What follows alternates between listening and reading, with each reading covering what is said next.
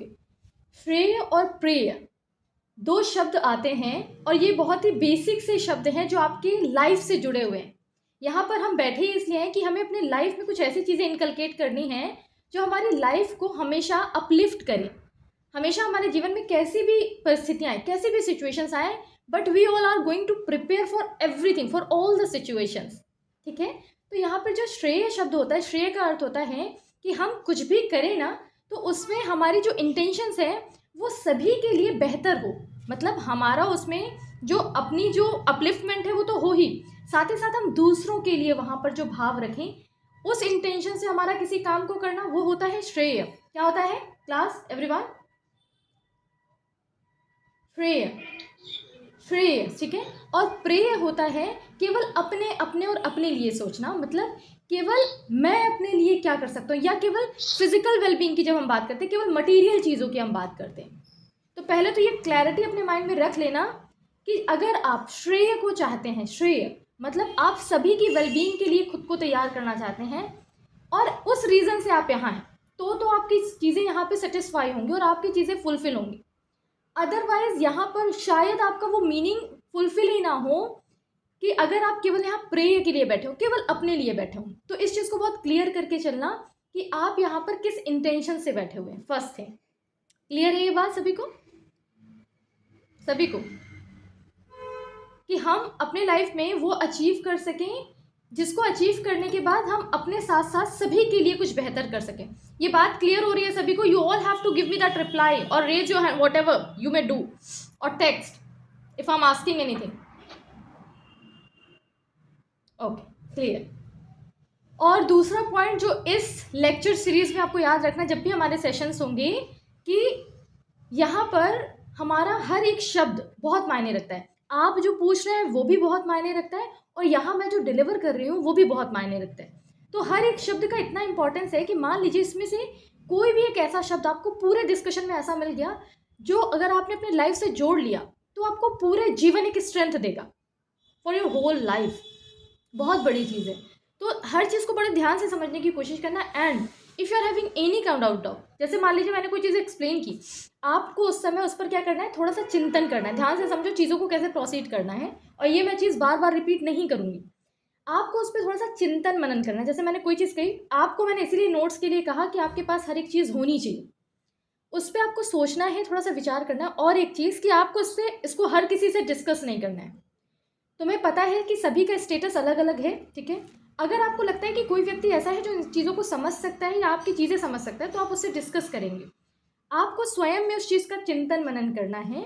और अगर उसके बाद भी आपको कोई चीज़ नहीं क्लियर होती है, तो हम जब भी नेक्स्ट सेशन लेंगे, सबसे पहले हम वो डाउट्स लेंगे जहाँ पर भी आपको क्लैरिटी नहीं आई। बात समझ में आ रही है सभी को? Everyone good? Okay, so now we will proceed. Okay, just raise your questions everyone, one by one I'll take all the questions. पहले अपने अपने questions लो। किसका कोई क्वेश्चन है अभी किसी भी चीज को लेकर के? Raise your hand and ask your question.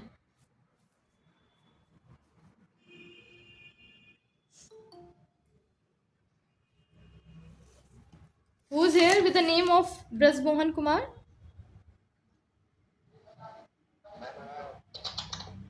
Atharv is there? Okay, Anurag is there. Okay, Anurag. Okay. Ask your questions. Anyone? हाँ, ask प्रेरणा। मैम जैसे कि ये थोड़ा सा साइकोलॉजी है, मतलब एक इमोशनल उसमें है कि जैसे कि जैसे कोई इंसान जो होता है वो टेंस होता है या परेशान होता है, तो अगर हम उनके साथ हैं। अच्छा प्रेरणा, एक चीज बेटा मुझे बोलने दो जरा बच्चों से। कैसा भी क्वेश्चन हो, सुनो, कैसा भी क्वेश्चन है, आपको ये नहीं सोचना है कि उसका आंसर सामने से आएगा कि नहीं। मेरी बात समझ रहे हो? तुम्हें अपनी बात रखनी। It is my responsibility. If it is possible then I give it to right one right now. अगर नहीं भी पॉसिबल होगा then I am going to work on it and I am going to give that answer anyhow. So be very clear. कैसा भी question है, आप हर तरीके का क्वेश्चन रेज कर सकते हैं। क्लियर? हाँ, अभी पूछो अपना क्वेश्चन। मैम जैसे कि जैसे हम लोग के आसपास ऐसी बहुत सी चीज़ें हैं जिसमें हम इन्वॉल्व हो जाते हैं, तो ऐसे बहुत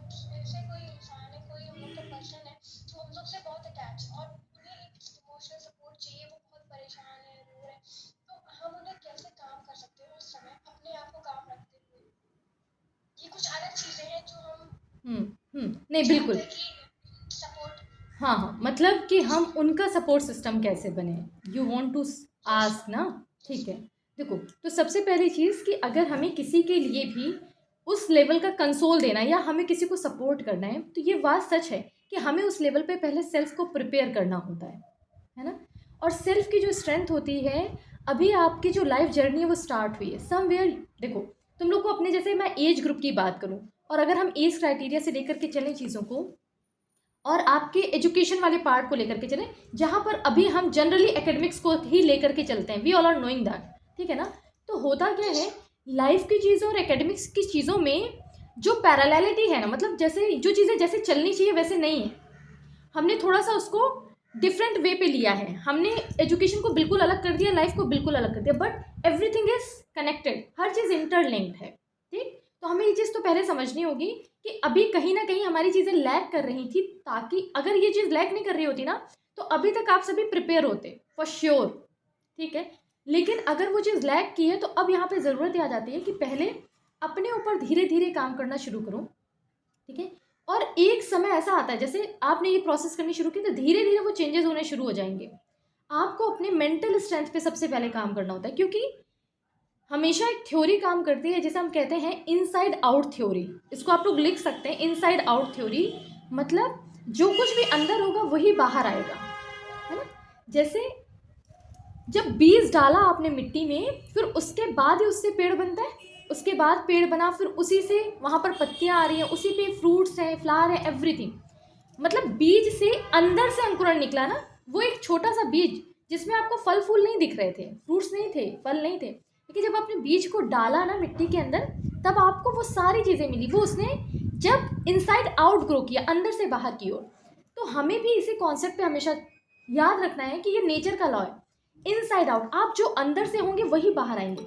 आप दूसरे को, अगर आप दूसरे को सपोर्ट करना चाहते हैं, तो पहले अपना सपोर्टिंग सिस्टम बनना होगा। अपने आप को मेंटली इतना स्ट्रांग करना सीखना होगा कि कैसे भी परिस्थितियां आए, वो मुझे डिगा नहीं सकती, मैं उसमें अडिग हूँ। मेरी बात समझ में आ रही है प्रेरणा? और उसी के लिए so many rituals are there, so many rituals में बहुत सारी चीज़ें आती है। जैसे मॉर्निंग से लेकर के इवनिंग तक हम सभी को पता है कि हमारा टाइम रूटीन क्या रहता है।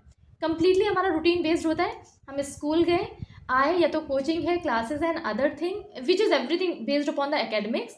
फिर हम खाना खाते हैं, जो भी किया, थोड़ा देर मोबाइल लिया, जो भी किया, फिर सो गए। ठीक, उसमें हमने अपने लिए क्या किया हम सभी को पता है, हम कुछ नहीं करते। ठीक, तो जैसे हमें हर एक चीज़ की क्लींजिंग करनी होती है ना, हम नहाते भी हैं डेली, अपनी बॉडी की भी क्लींजिंग करते हैं, तो अपने मन की क्लींजिंग नहीं करते, हम अपनी सोल की क्लींजिंग नहीं करते। सोल की क्लींजिंग में बहुत सारी चीज़ें आती हैं, जैसे हम बहुत कॉमनली बोल देते हैं कि मेडिटेट करिए, ध्यान करिए। तो ध्यान कोई छोटी चीज़ नहीं है, बहुत बड़ी चीज़ है। ये केवल वो समझ सकता है जिसने इसे अपने जीवन में इम्प्लीमेंट किया होगा, और इम्प्लीमेंटेशन होने के बाद वो आपके चेहरे पे दिखता है, आपकी बातों में दिखता है, हर जगह दिखता है। मतलब आपकी ये चीज़ें आपको बताने की ज़रूरत नहीं पड़ती फिर। तो ये जो मेडिटेट करने वाला कॉन्सेप्ट है आपका, या हर चीज़ को आपको कैसे लेना है, आपका वे ऑफ थिंकिंग बहुत इंपॉर्टेंट है। किसी चीज़ को आप देखते कैसे हैं, समझ में आ रही बात? जैसे एक छोटा सा एग्जांपल अभी मैंने लाइव ही अगर मैं लूँ, जैसे एक इंडिविजुअल है, तो उसको क्या है, एक कंडीशन आई कि उसको बहुत आपके बिल्कुल नियर बाय सराउंडिंग से एग्जांपल, कि किसी पर्सन को बर्तन धुलने हैं, ठीक है, बर्तन, उसके घर में कुछ ऐसी कंडीशंस हैं कि उसे खुद में बर्तन करने हैं, ठीक है। तो उसको देखने के उसके दो तरीके हैं। एक तो वो उसको बहुत ही झल्लाहट के साथ देख रहा है, बहुत परेशान होकर के देख रहा है कि मुझे बर्तन भी करने पड़ते हैं, ये है वो है, बहुत अलग तरीके से। और एक दूसरा पर्सन उसमें ऐसा है जो ये सोच रहा है कि ठीक है, मैं अगर मुझे ये काम करना है, तो मैं हो सकता है कहीं ना कहीं अपने माँ की मदद कर रहा हूँ, या घर में किसी का मैं एक हाथ बटा रहा हूँ, या मेरे कारण मैं इतनी मदद कर पा रहा हूँ। वहाँ पर मेरा कहना केवल इतना है कि जब आवश्यकता आ गई है, तो वहाँ पे अपने दृष्टिकोण को समझना पड़ेगा, अपने भाव को समझना पड़ेगा। या तो आप परेशान होकर के उस काम को करिए, या उसी चीज़ को मन से कर लीजिए। काम जब आ गया है, तो करने की जिम्मेदारी हम पे है। फिर उसमें हमें कैसे टैकल करना है, ये आपके अंदर से आता है। और अंदर से कब आएगा? जब अंदर से आप तैयार होंगे। तैयार नहीं है तो बाहर से नहीं आ सकती चीज़ें, कि आप किसी को सुन रहे हो और चीज़ें हो रही, नहीं। सुनने का काम एक इनिशियल लेवल तक ठीक है, आपने सुनना है, वो फर्स्ट पार्ट है आपका लिसनिंग का, लेकिन इम्प्लीमेंटेशन आपके एंड से है। मेरी बात क्लियर हो रही है? आपके चीज़ों को देखने का नज़रिया बहुत मायने रखता है कि आप किसी को किस तरीके से देख रहे हैं। आप जानते हैं ना कि आपका इंटेंशन क्या है, कि आप किसी की मदद करना चाह रहे हो उतना सा वो काम करके। बात बर्तन धुलने की नहीं है, बात है आपके इंटेंशंस की। और कोई भी काम उस समय जब आप कर रहे हैं, ज़रूरत आ गई है, तो आप उसको करके छोटे नहीं हो गए। जैसे लोगों को लगता है कि मैं कैसे छू सकता हूँ, मतलब मेरे घर में इतनी मेडें लगी हैं, मैं कैसे कर सकता हूँ। मान लो तुम्हें एक टास्क ही दे दिया गया, ठीक है, तो लोग उसे नहीं छुएंगे, लेकिन उसको तरीका है, उसका सोचने का तरीका है। मेरी बात समझ में आ रही है ना? हम्म। और कोई बात? Yes ma'am. हम्म।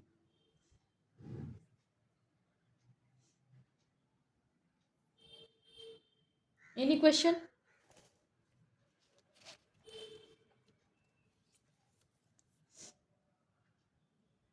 किसी का भी कोई क्वेश्चन नहीं है? No one? Okay, then I will proceed further. Okay, ठीक है। देखो, कुछ पॉइंट्स है, फिर लिखो अपने लिए। देखो, आपका विनम्र होना आपकी कभी कमजोरी नहीं बनना चाहिए, इस बात को याद रखना। आपकी पोलाइटनेस जो होती है, हम्बलनेस है, वो आपकी कभी कमजोरी नहीं बनना चाहिए। लोगों को क्या लगता है, इस चीज़ को समझो कि अगर आप पोलाइट हैं, हम्बल हैं, तो आप कमज़ोर हैं।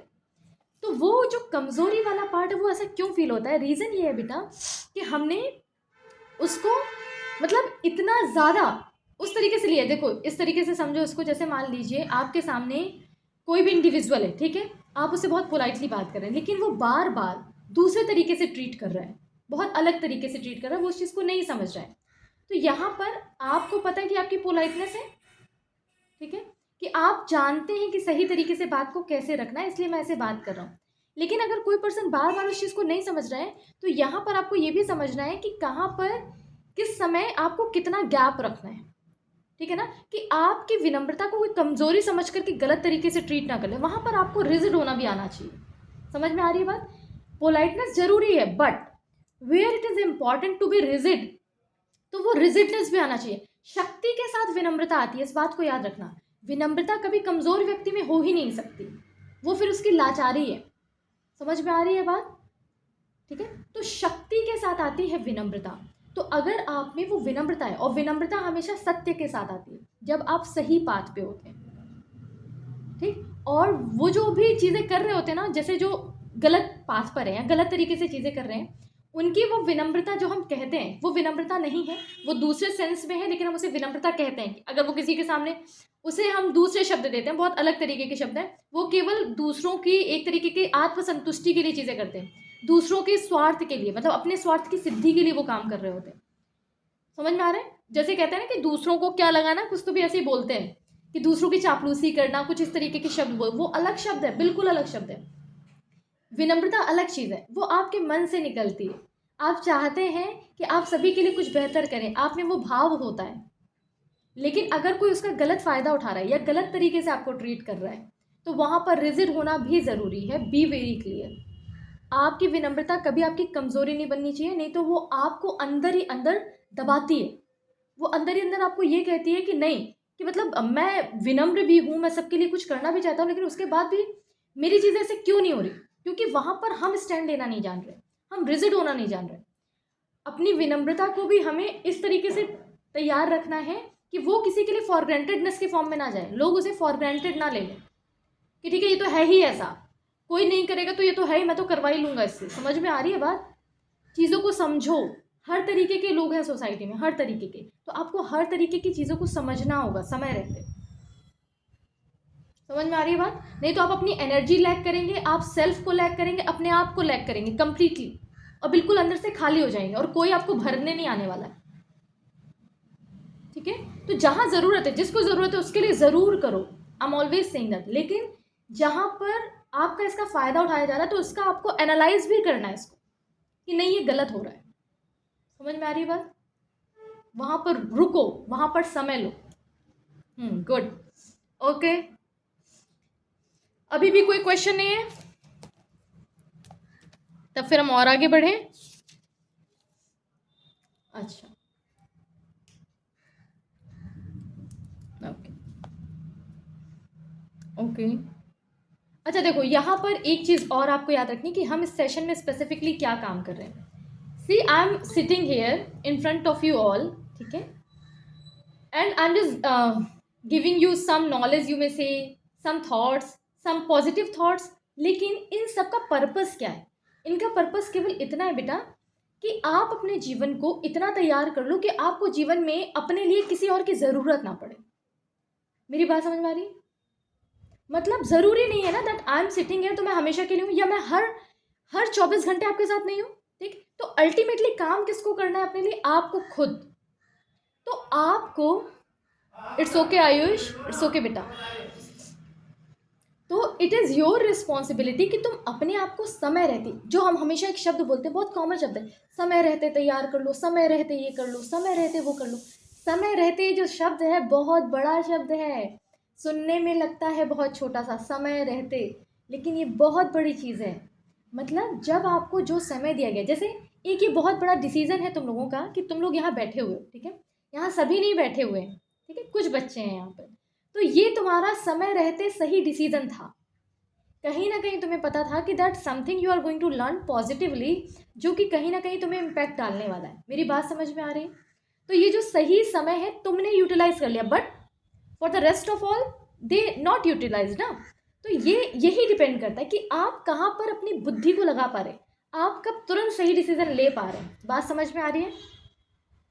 तो इस चीज़ को समझना पड़ेगा कि हमें किस तरीके से अपने निर्णयों को लेना है. वेदांश जस्ट वेट बेटा, repeat your question Vedansh. Okay just wait, I am showing, I am going to watch it.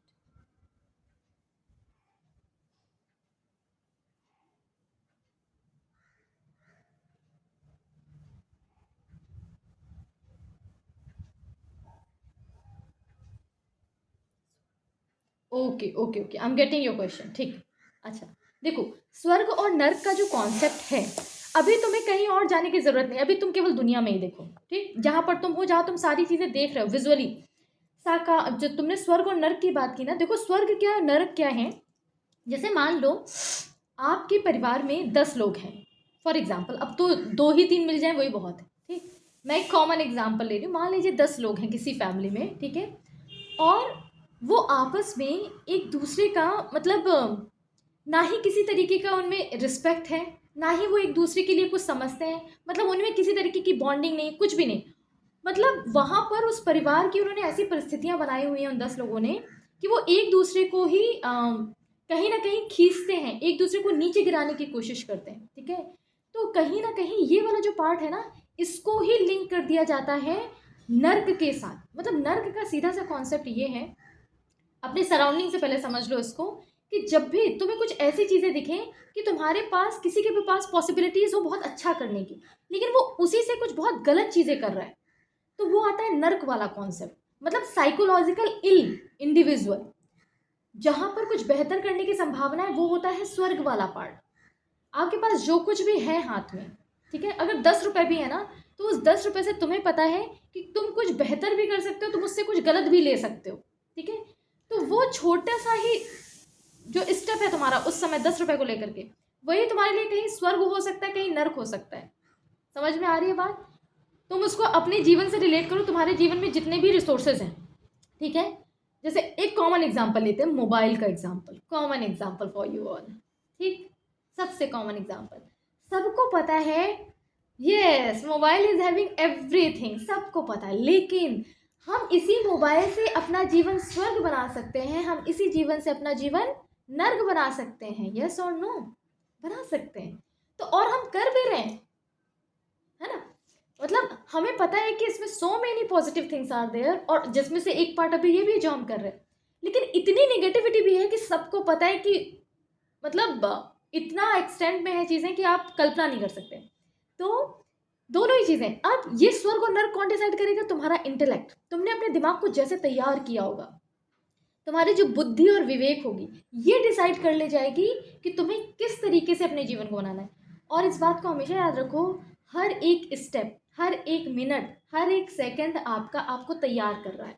जो मैं हमेशा कहती हूँ, कर रहा है. ये प्रोसेस बहुत लंबी है. कहना बहुत आसान होता है कि हमने इस दिशा में, और खासकर जब आप पॉजिटिव डायरेक्शन में बढ़ रहे होते हैं, आपको सही दिशा में आगे बढ़ना होता है तो बहुत ज़्यादा एफर्ट्स लगते हैं, बहुत ज़्यादा। बहुत बार आप टूटते हैं, लेकिन बार बार आप में खड़े होने की ताकत होती है। अंतर बस इतना है, जब आप सही दिशा में चल रहे होते हैं तो आप में एक फेथ होता है कि मैंने जिस दिशा का चुनाव किया है, मैंने जिस दिशा को चुना है, मैं उस पर कुछ करके रहूँगा, कुछ बहुत बेहतर करके रहूँगा। समझ में आ रही है बात? और वो पॉजिटिविटी आपको मिलती है, आपकी सराउंडिंग से मिलती है। ठीक। और सबसे बड़ी चीज़ परमात्मा है ही। कोई माने या ना माने, देखो किसी के मानने ना मानने से चीज़ें नहीं बदल जाती, ये अनुभव के विषय हैं। ठीक है, कुछ चीज़ें जानने की नहीं मानने की होती हैं, कुछ चीज़ें अनुभव की होती हैं। तो ये अनुभव का विषय है, जिसने उसको अनुभव किया है वो उसे हर समय महसूस कर सकता है। तो अपना एक फेथ उस परमात्मा पर, उस ईश्वर पर हमेशा रखना है आपको। कारण है उसका कि दुनिया में आपके साथ हर कोई कभी है कभी नहीं होगा, ये सबको पता है। ये जो बॉडी है ना, अभी है नहीं होगी, लेकिन एक चीज़ ऐसी है जो हमेशा आपके जीवन तक आपके हमेशा साथ रहेगी, जब तक आपका जीवन है, उसका फेथ। और वो आपके जीवन में कभी गलत नहीं होने देगा। और अगर कभी गलत हो भी रहा होगा ना, तो ये आपको विधिवत पता होगा, बहुत अच्छे से पता होगा कि आपके जीवन में कहीं ना कहीं अभी के कर्म या कोई पूर्व जन्मों के कर्म हैं, जिसके कारण आपको ये परिस्थितियों का सामना करना पड़ रहा है। ये थोड़ा सा अलग टॉपिक है, लेकिन इस चीज़ को क्लैरिटी के साथ समझना ज़रूरी है। अगर ज़रूरी होगा तो हम इस पर एक अलग टॉपिक रखेंगे कि जो हमारे कर्म होते हैं वो हमारे सामने कैसे आते हैं। अगर आपने कभी नाम सुना हो प्रारब्ध, प्रारब्ध एक शब्द आता है, मतलब तुमने देखा है कि किसी का जन्म हुआ, तो किसी का जन्म हुआ फॉर एग्जाम्पल अंबानी के घर में, ठीक है। किसी का जन्म हो रहा है, रोड में एक पर्सन है, मतलब उसके घर में, ठीक। किसी का हो रहा है किसी के रिक्शे वाले के यहाँ, ठीक है, किसी का जन्म हो रहा है।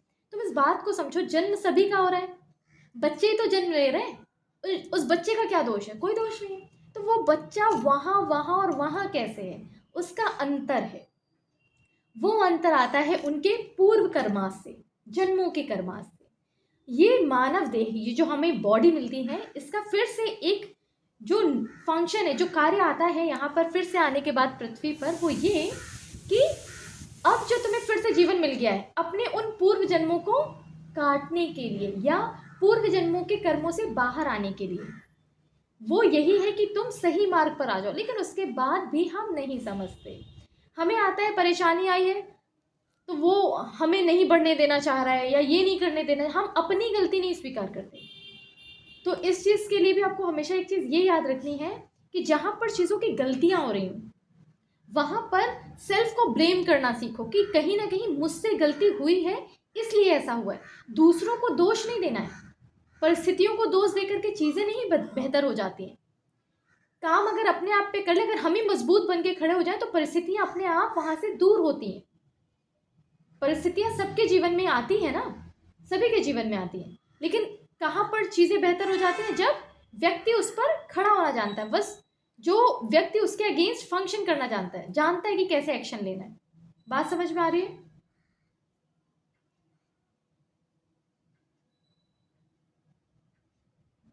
गुड। हमें केवल अपने आप को हर दिन तैयार करना है, यही सबसे बड़ी जिम्मेदारी है हमारी, ताकि हम हर चीज़ के लिए खुद को तैयार कर सकें। एकेडमिक्स में तो हम बहुत बेहतर करेंगे, जब हमारी चीज़ें बेहतर होती हैं, हमारा फाउंडेशन अच्छा है, बेस अच्छा है, हमारी सारी चीज़ें बहुत बेहतर होती हैं। बट मैंने हमेशा एक चीज़ कही, एकेडमिक्स आपका सब कुछ नहीं है। हमेशा मैं ये बात कहती हूँ, क्योंकि आपका सब कुछ आपका जीवन है, जीवन का एक पार्ट है एकेडमिक, ठीक है ना।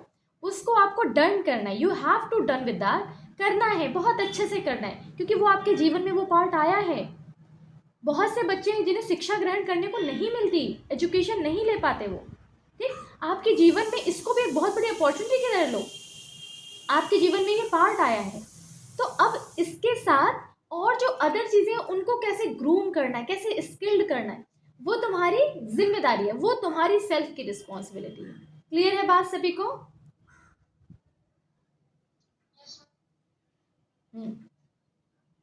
Okay, good.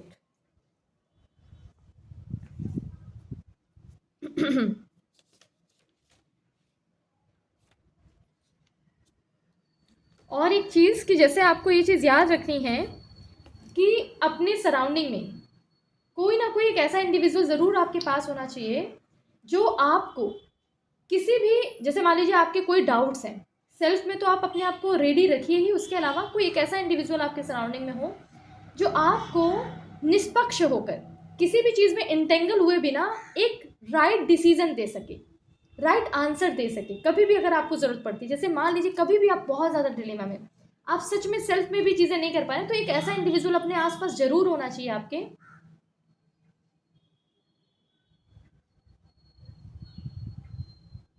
Ayush, just wait, I am reading that message, just wait बेटा।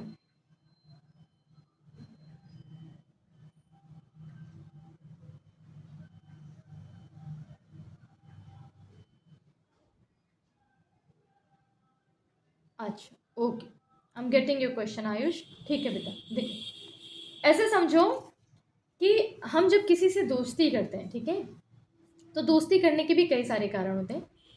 हमने एक्चुअली दोस्ती का जो रियल मीनिंग है हमने उसको मिस कर दिया है आज के समय में। दोस्ती का जो रियल मीनिंग होता था वो ये होता था, अभी तक जो होता था, अब तो जो हो गया वो अलग सेंस है। वो ये होता था कि अगर हमने किसी को अपना दोस्त बनाया है ना, तो हम, जैसे मान लीजिए कोई परिस्थिति आ जाती है, कोई वैसी परिस्थिति है जो बहुत गलत परिस्थिति आ गई उसके जीवन में, तो मतलब मैं उसके साथ खड़ा होना जानता हूँ, मैं उसकी मदद करना जानता हूँ, ठीक, मैं उसकी मदद करूँगा, ठीक। आज के समय में जो दोस्ती है उसके एस्पेक्ट थोड़े से अलग हो गए। अब मान लीजिए आपने किसी से दोस्ती की, तो इस बात को याद रखना, जब भी आप दोस्ती कर रहे होंगे तो कहीं ना कहीं आपकी वाइब्रेशंस मैच हो रही होंगी, आपके फ्रिक्वेंसीज मैच होती हैं, तभी आप किसी के दोस्त बन रहे हैं। पहली चीज़ तो ये, ठीक। Ayush, if I asked any question तो बीच में रिप्लाई करना बेटा उसका, ठीक है ना। तो जैसे तो जैसे मान लीजिए जब आप आपस में दोस्त बने हैं तो कहीं ना कहीं आपकी वो फ्रिक्वेंसीज मैच हुई। अब उसके बाद जैसे मान लीजिए कुछ समय के बाद, अब होता क्या है बेटा कि तुरंत हम किसी इंडिविजुअल को नहीं समझ सकते। होता क्या है कि कुछ समय के बाद हमें धीरे धीरे धीरे धीरे चीज़ें समझ में आने लगती हैं कि उसका थॉट प्रोसेस क्या है, उसका बिहेवियर क्या है, वो किसी भी सिचुएशन के आने पे कैसे ट्रीट करता है, वो मेरे साथ कैसे ट्रीट करता है, वो दूसरों के साथ कैसे ट्रीट करता है। मेरी बात समझ में आ रही है सभी को, है ना। धीरे धीरे हमें ये चीज़ एनालाइज होती, ठीक। अब मान लीजिए हमें इस चीज़ को एनालाइज करने में थोड़ा समय लग गया, ठीक, तो इसमें गलती किसी की भी नहीं है बेटा, हो जाता है, किसी को भी एनालाइज करने में समय लग सकता है।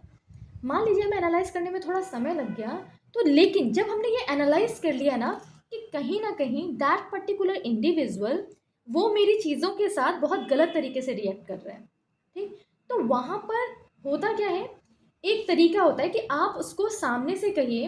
तरीका ये है, सामने से कहिए कि नहीं, इस तरीके की जो चीज़ें या इस तरीके की जो थॉट प्रोसेस है, जो तुम्हारी थॉट प्रोसेस है, मतलब ये सही नहीं है। पहले तो उसे सही या गलत बता दो। अगर ऐसा है, अगर तुम्हें लगता है कि तुम सही हो रियलिटी में, ठीक, तो पहले तो उसे क्लैरिटी दे दो कि नहीं ये चीज़ें सही नहीं। अगर वो व्यक्ति समझ जाता है तो देखो वो तुम्हारा रियल में फ्रेंड होगा। अगर देखो तुम अगर उसे कुछ चीज़ समझाओ और वो समझ जाएगा ना, तो इसका मतलब उसमें सेल्फ में खुद में परिवर्तन आ जाएगा।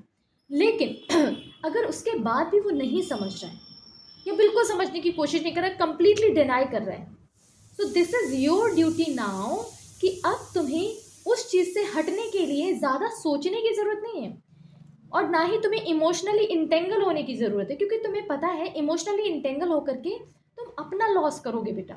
अपने आप को हर समय बहुत ही नीचे ले जाने वाली जो प्रोसेस है वो यहाँ पर होगी। तुम्हें नहीं समझ में आएगा लेकिन वो हो रहा होगा बेटा। अंदर ही अंदर तुम लगातार नीचे जा रहे होगे, अंदर ही अंदर तुम्हारे मन में बहुत अलग अलग तरीके के थॉट आ रहे होंगे, तुम्हें पता है ये चीज़ की होगी। ओके धीरेन्द्र। तो अब यहाँ पर क्या करना है कि तुम्हें एक फर्म डिसीजन है, यही यही चीज़ें हमें जीवन में करनी सीखनी है। जहाँ ज़रूरी है वहाँ पर फर्म डिसीजन लेना हमारी रिस्पॉन्सिबिलिटी बनती है। हम होता क्या है, देखो दो चीज़ होती है हमारे जीवन में, एक होता है लॉजिकल थिंकिंग तर्क, दूसरा होता है इमोशंस, ठीक है, हमारे भाव। तो होता क्या है आयुष, बहुत ध्यान से समझना, जहाँ पर हमें अपने लॉजिक्स को यूज़ करना होता है ना, वहाँ हम अपने भाव यूज़ कर रहे होते हैं, इमोशंस वी आर यूजिंग। और जहाँ हमें इमोशंस यूज़ करने होते हैं वहाँ हम अपने तर्क लगा रहे होते हैं। समझो इस चीज़ को। जैसे फॉर एग्जांपल हमें मोबाइल यूज़ करना है, ठीक है, तो मोबाइल यूज़ करते समय हम अपने इमोशंस में खो जाते हैं, सबको पता है, हम इमोशनली वहाँ जाते हैं, ठीक है।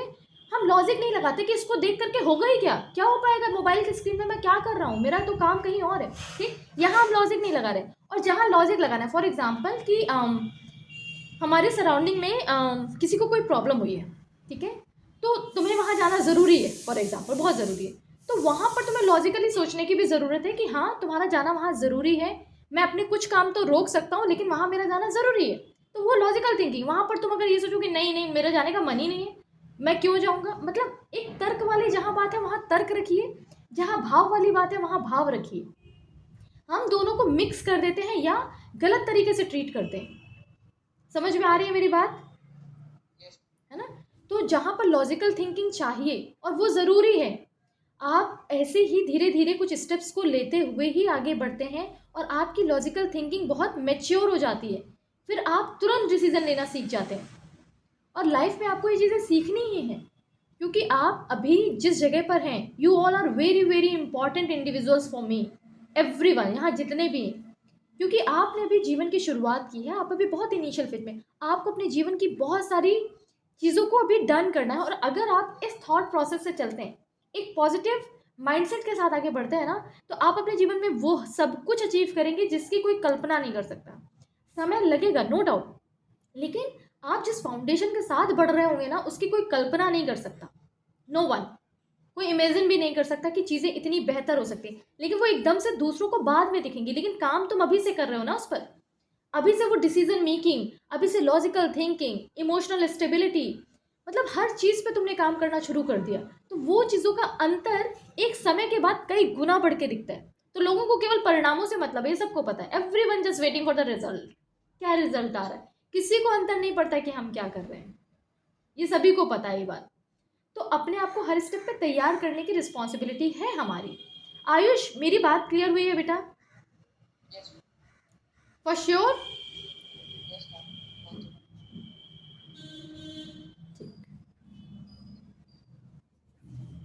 किसी को भी, मैं हमेशा कहती हूँ, किसी को भी अपना गलत फ़ायदा उठाने नहीं देना है, कुछ भी हो जाए। इतने तैयार रहो हमेशा कि वहाँ पर अपने स्टेप ले सको। फर्मली बोलना सीखो जहाँ पर चीज़ें ज़रूरी हैं। तो पहले कोशिश करो, परिवर्तन होता है देन ओके, नहीं होता है then take a right decision at the right time. Clear? Very good. Okay, any other question?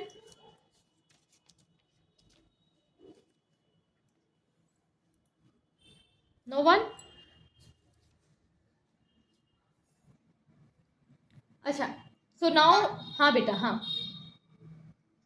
Ma'am जैसे कि कभी कभी होता है कि कोई मतलब कुछ बोल रहा होता है तो गुस्सा मतलब लग जाती है, तो मुझे गुस्सा आ जाती है, तो मतलब मेरा ये होता है कि थोड़ी देर पेशेंस रखो, 5 से 6 सेकंड तक मैं काउंटिंग कर लेती हूँ कि अगर वहाँ तक अगर चीज़ें मतलब काम डाउन हो गई तो ठीक है, नहीं तो फिर अपना रिस्पॉन्स दे दूँ कूल, मतलब शांत होके। ये थोड़ा सा होता है, बट कभी कभी होता है कि गुस्सा मतलब नहीं हो पाता है तो बोल देते हैं। तो उस चीज़ को उस टाइम पे अगर जब कंट्रोल में कोई चीज़ नहीं होती है, तब कैसे क्या ऐसा क्या करूँ कि उस टाइम पे करें, क्योंकि ऐसे तो मैं कभी कोई गुस्सा होता है तो मैं रिस्पॉन्स नहीं देती हूँ कि सामने वाला काम डाउन हो जाए तब रिएक्ट करें। और उसके बाद 5 सेकंड तक काउंटिंग करती हूँ कि अगर उस टाइम तक 5 सेकंड में चीज़ें चेंज हो गई तो अच्छी चीज़ है, नहीं तो फिर रिएक्ट करूँ अच्छे से। तो ओके अगर ओके, आई एम कभी कभी गेटिंग योर कोई question, okay I am getting. अच्छा देखो, एक चीज़ बड़े ध्यान से समझो, इस क्वेश्चन को ज़रा ध्यान से समझो। होता क्या है यहाँ पे, एक चीज़ पहले ये समझो कि जैसे किसी ने कुछ कहा, ठीक है, तो मैं इसको जैसे हमेशा कहती हूँ, किसी के कहने पर हमारा रिएक्शन हो जाना, पहली तो चीज़ यही शो कर देता है कि कहीं ना कहीं वो जो सामने वाला इंडिविजुअल है, ठीक है, मतलब वो हमें ओवर रूल कर रहा है बाय देयर थॉट प्रोसेस, पहली चीज़, ठीक है। तो अब वहाँ पर एक तो दो चीज़ें होती हैं, reaction and response, always remember that, reaction and response, ठीक है ना। जैसे मान लो कोई भी काम हुआ बेटा, ठीक है, किसी ने कुछ कहा, तो हम रिएक्शन मोड में आ जाते हैं। रिएक्शन का मतलब उसने अभी कहा ना, तो मैंने अभी कुछ कहना है, ठीक, एक तो ये मोड होता है। रिस्पॉन्स क्या होता है, that you listen something then you analyse, ठीक है, ये उस इंडिविजुअल की थॉट प्रोसेस है जिसको अभी आई है। मेरे दिमाग में ऐसी कोई थॉट प्रोसेस अभी तक नहीं थी, ठीक है, बात समझना इस चीज़ की। उसकी थॉट प्रोसेस है, मेरी तो थॉट प्रोसेस ये थी नहीं, अभी तक तो मैं सोच भी नहीं रहा था इन सारी चीज़ों के विषय में, ठीक। तो अब मैंने क्या करना है, मैंने रिएक्शन नहीं करनी, मैंने उस समय सोचना ही नहीं उस बारे में, ठीक है। अब आ जाओ रिस्पॉन्स पर, मतलब अब उस चीज़ को जरा एनालाइज करो, ये इंडिविजुअल ने ऐसा क्या क्या सोच के बोला होगा, ठीक। तुम फिर ये सोचो, क्या इसका रिस्पॉन्स दे करके कुछ ऐसा है जो बेहतर हो सकता है, कुछ कुछ लगता है कि कहीं ना कहीं मैं कुछ क्लैरिटी ले आऊँगी, या मैं उसके थॉट प्रोसेस को थोड़ा सा चेंज कर दूँगी। अगर लगता है देन से इट, पॉजिटिवली जब भी तुम्हें लगे तब, उस समय तो बिल्कुल नहीं।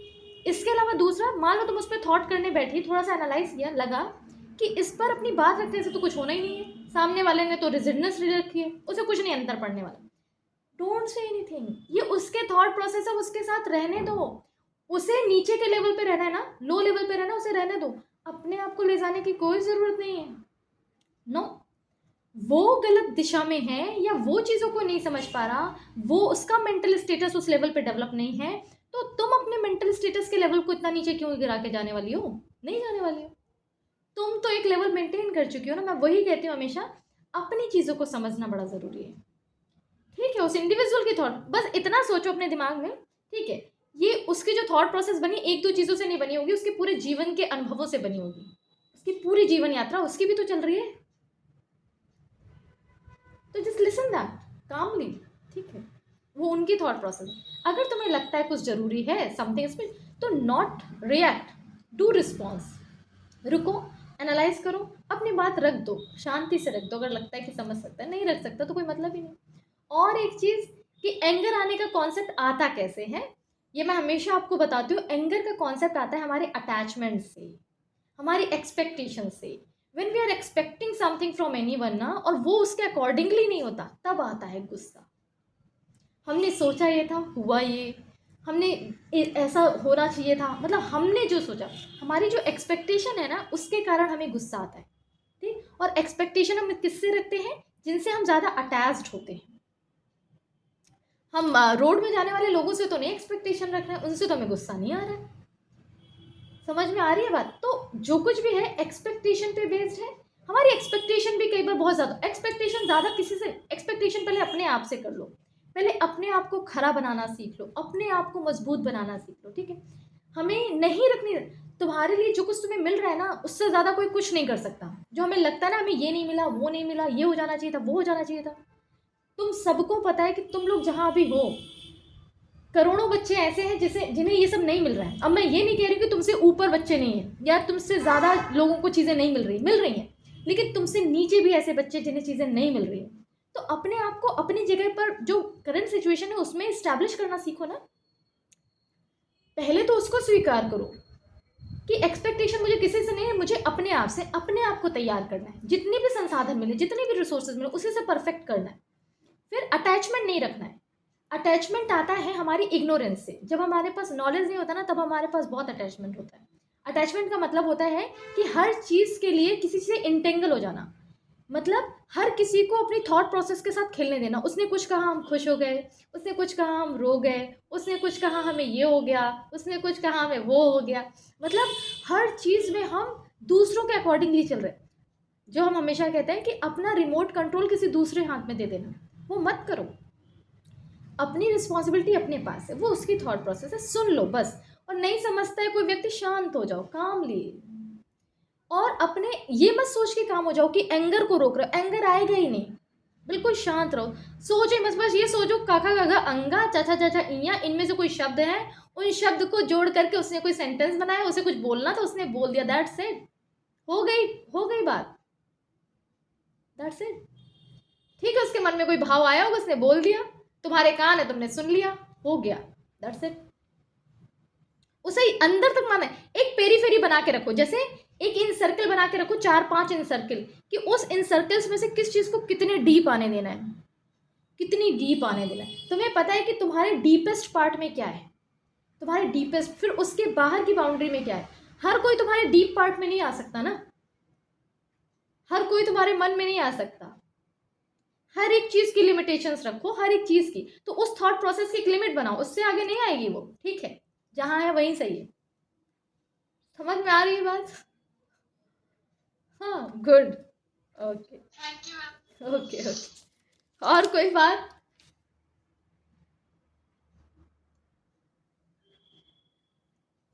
देखो, एक चीज़ बहुत क्लैरिटी के साथ समझ लो। देखो, जैसे एक केस स्टडी है तुम सभी के लिए है। जैसे मान लो एक पर्सन है, वो बहुत करोड़पति है, खरबपति, बहुत पैसा है उसके पास, हर चीज़ है, हर चीज़। ठीक, देखिए बहुत ध्यान से समझना, उस पर्सन के पास, केस स्टडी आंसर तुम लोग को करना है, लेकिन उस पर्सन के पास जितने भी लोग रहते हैं, उसके कांटेक्ट में जितने भी लोग आते हैं ना, वो हर से बहुत गंदे तरीके से बात करते हैं। किसी को कोई रिस्पेक्ट नहीं देता है, हर किसी को ऐसा समझता है कि मतलब वो मेरे लिए कुछ है ही नहीं, ठीक है ना। मतलब हर चीज़ में अपने आप को केवल केवल अपने आप को लेकर के चलो। दूसरे के लिए वो जितना गलत से गलत कर सकता है वो करता है, ठीक है। लेकिन पैसा बहुत है, ध्यान से समझना। लोगों को दिखता है कि बहुत पैसा है, बहुत रिच इंडिविजुअल। मुझे ये बताओ वास्तविकता में क्या कभी वो तुम्हारे जीवन में अगर आए तुम्हारे सामने, ठीक है, और तुम्हें पता हो उसके विषय में, तो तुम्हें क्या लगता है कि तुम्हारे मन में उसके लिए सम्मान आएगा या नहीं आएगा? बस that's it. So tell me. नहीं आएगा मैम। नहीं आएगा मैम। नहीं आएगा मैम। गुड, वेरी, आएगा ही नहीं मैम। आ ही नहीं सकता। तो यहाँ देखो बहुत ध्यान से मैं इस थ्रू तुम्हें क्या बताने की कोशिश कर रही हूँ। देखो जीवन में जो सबसे कोर फाउंडेशन है वो है हमारा चरित्र।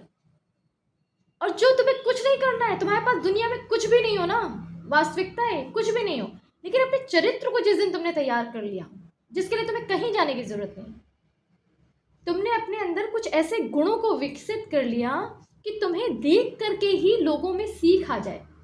और चीज़ें होती हैं, अगर तुम ऐसे डेवलप करो अपने, तो चीज़ें जब तुम्हारे अंदर होती है ना, वो हर तरीके से तुम्हें आगे आती हैं। मतलब फिर तुम अगर ये सोचो कि केवल चरित्र से सब कुछ नहीं होता, तो तुम इस बात के लिए भी बड़े क्लियर हो जाओ, जिसके पास चरित्र होगा उसके जीवन में कभी किसी चीज़ की कमी नहीं हो सकती। B very clear.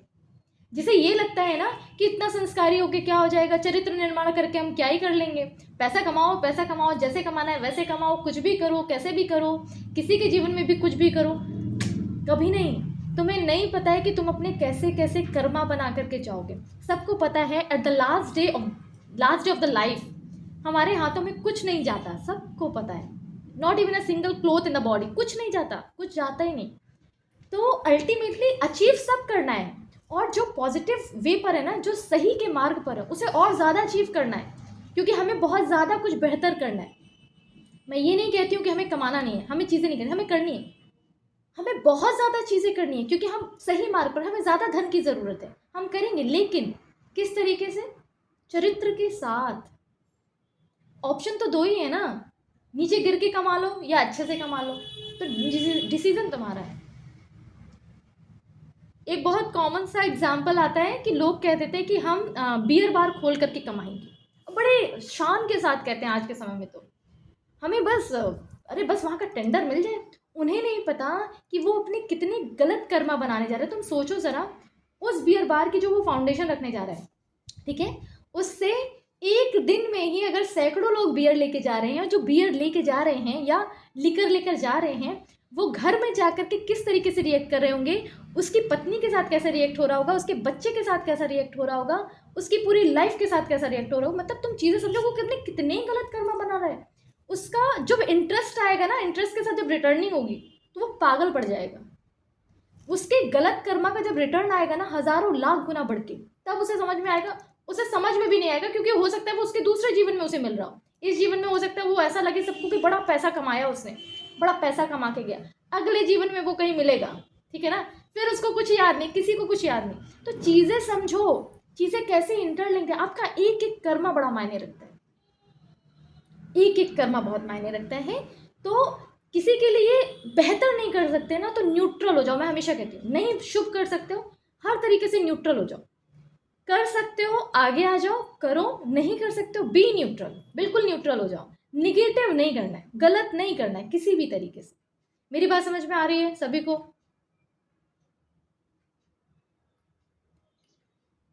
Yes ma'am. Very good Vaishnavi, good, okay okay. Any other question?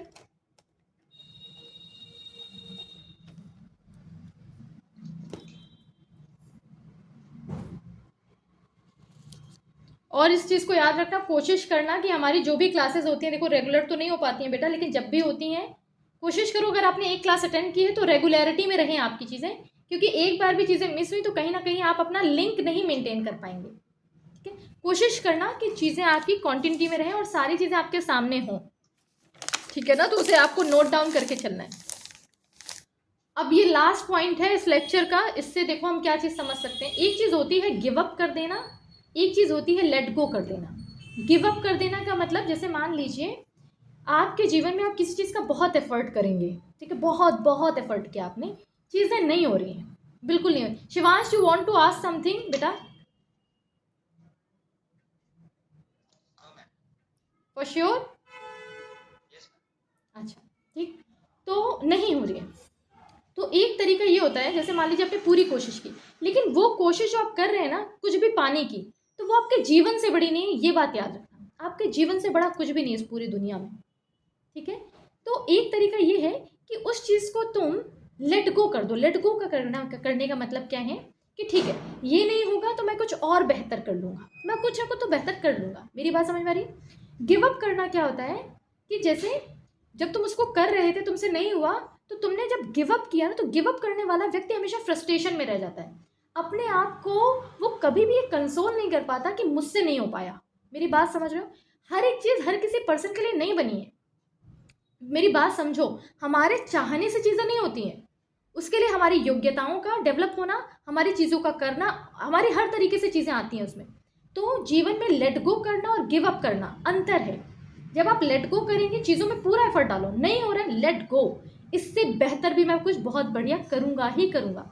Give up करने का मतलब क्या हुआ? जब तुम गिव अप करो, तुमने ये सोचा अरे मैं अब गिव अप, मैं कैसे गिव अप करूँ, मैं मुझे गिव अप करना पड़ रहा है, लोग कहेंगे कि तुमने गिव अप कर दिया। लोग क्या कहेंगे बिल्कुल मैटर नहीं करता। उनका गिव अप कहने का मतलब या तुम्हारे गिव अप सोचने के मतलब में ये अंतर है कि तुम अपने आप को ये सोचोगे कि कहीं ना कहीं वो फ्रस्ट्रेशन वाली फीलिंग रहेगी तुम्हारे अंदर कि मुझसे नहीं हो पाया। बात समझ रहे हो? दोनों ही कंडीशन में तुम चीज़ें छोड़ रहे हो, लेकिन तुम्हारे भाव अलग अलग हैं। बात समझ में आ रही है? जब तुम लेट गो करोगे, तुम पॉजिटिव थॉट के साथ आगे बढ़ोगे कि नहीं ठीक है, ये नहीं हो रहा है, मैं कुछ और बेहतर करूंगा, लेकिन करूंगा। लेकिन जब तुम गिव अप करोगे ना, तो तुम अपने आप को एक दूसरी सिचुएशन में डाल करके फंसे रह जाओगे। तुम कभी उस चीज से बाहर नहीं आ पाओगे, उस पेरी फेरी से बाहर ही नहीं आ पाओगे। और दुनिया किसी भी चीज़ के लिए, मैं तो आपको वैसे भी हमेशा ये कहती हूँ, कोई आपको क्या कह रहा है वो मायने नहीं रखता, मायने ये रखता कि आप अपने आप को क्या कह रहे हैं। हम अपने आप को बहुत कुछ कहते रहते हैं हर समय, सभी को पता है, मुझसे ये होगा, मुझसे ये नहीं होगा, मैं ऐसा हूँ, मैं वैसा हूँ, अरे मुझे तो ये नहीं आता, मुझे तो वो नहीं आता। हम क्या कह रहे हैं अपने आप से? अपने आप से हमें बहुत कुछ बेहतर कहना सीखना होगा कि नहीं, मैं सब कुछ कर सकता हूँ, मैं बेहतर कर सकता हूँ, मैं हमेशा सही दिशा में बढ़ सकता हूँ, मेरे पास ईश्वर का आशीर्वाद है। मतलब जो भी चीज़ें, कुछ बहुत बेहतर कह सकते हो तुम अपने आप से, और उस चीज़ को फील कर सकते हो। वो तुम्हारे, जैसे कहते हैं ना कि मन में बस जाना, वो वैसे बिल्कुल बस जाती हैं चीज़ें। तो तुमने क्या किया, अगर गलत चीज़ों को मन में बसा लिया, तो वो तुम्हें गलत दिशा में लेके जाएंगी ही जाएंगी, और गलत तरीके से तुम्हारे फ्यूचर को फॉर्म करेंगी ही करेंगी। तुम्हें कुछ नहीं करना पड़ेगा, वो गलत विचार ही कर देगा।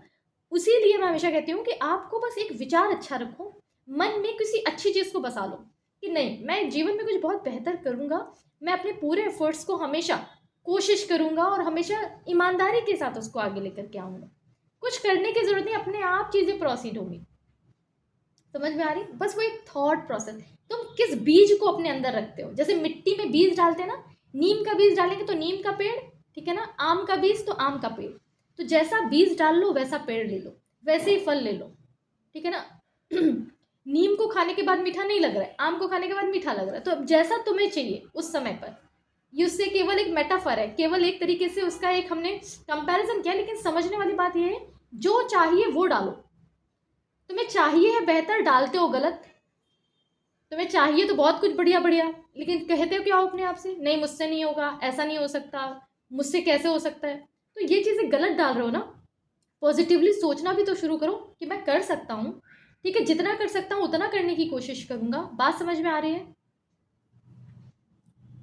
सभी को? Yes ma'am. हमें ज़्यादा कुछ करने की ज़रूरत नहीं है, बस थोड़े थोड़े थोड़े थोड़े से एफर्ट्स डालने शुरू करने हैं हर दिन, दैट्स इट। थोड़े थोड़े से एफर्ट डालोगे तो अपने आप चेंजेस होते हैं। एक दिन में कोई चीज़ नहीं बनती बेटा, कोई भी चीज़ नहीं बनती। एक कॉपी का पन्ना बनने के लिए भी बहुत लंबी प्रोसेस होती है, तुम्हें पता होना चाहिए। एक कॉपी का पेज जो बनता है ना, उसकी भी इतनी बड़ी प्रोसेस है। तुम लाइफ बनाने की बात करो, जीवन बनाने की बात करो, बहुत लंबी प्रोसेस है। जितनी बड़ी हमारी जीवन यात्रा है, वो उतनी ही लंबी प्रोसेस। हर दिन हम सीखते हैं, लेकिन हम क्या सीखते हैं ये मायने रखता है, या किस चीज़ के लिए हमने अपने आप को ओपन कर रखा है ये मायने रखता है। क्लियर है ये बात? ओके ओके, चलिए ठीक है। So now we will over any question now. अच्छा, हमें 1 आवर कंप्लीट हो गया। मैम मेरा एक क्वेश्चन था। हाँ बेटा शिवांश बताओ। मैम जैसे बोलते हैं जो हमारे कर्म होते हैं उनका जो फल होता है या तो इसी जीवन में मिल जाता है या तो अगले जीवन में। बिल्कुल।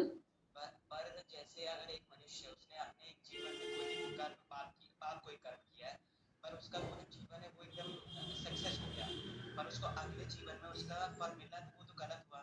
जैसे हमारे जैसे श्री राम थे, उनने बाली का वध किया था पर धर्म स्थापना के लिए किया था। उन्होंने क्या किया था बेटा? श्री राम जी ने क्या किया था शिवांश? मैम एक बाली का जो वध था। अच्छा बाली का, हाँ हाँ हाँ हाँ। मैम पर उन्हें धर्म स्थापना के लिए किया था पर एक गलत मैनर में किया था। तो पर उनका उसको फल अगर उस कर्म का फल अगर उनको मिलता तो शायद से वो अपनी मतलब जो उनकी सक्सेस थी वो अपनी ऑब्टेन ना कर पाते, पर उनको द्रौपद युग में उसका फल मिला। मिला। हाँ हाँ यही हाँ। क्वेश्चन है मैम कि मतलब अगर हमारा जो कर्म अगर हमारे इसी जीवन में अगर उसका फल मिल जाता है तो मतलब वो हमारी जो सक्सेस होती है वो रुक जाएगी। अच्छा, मतलब तुम्हारा कहने का मतलब है कि अगर हमने कोई गलत कर्म किया और उसका रिजल्ट अगर हमें इसी जन्म में मिल गया तो हमारी सक्सेस रुक जाएगी, तुम ये कहना चाह रहे हो? यस मैम ऐसा। अच्छा अच्छा, तो पहले तो देखो इसमें हम 2 चीज़ें, तुम्हारे 2 क्वेश्चन आ गए इसमें। पहले तो हम सक्सेस किसे मानते हैं, ठीक है, पहली चीज़ तो ये, ठीक। अब दूसरी चीज़ कर्मा वाला कॉन्सेप्ट, ठीक। तो पहली चीज़ तो ये समझो, जो कर्मा वाला पार्ट है वो कभी भी हम नहीं डिसाइड कर सकते। Always remember that.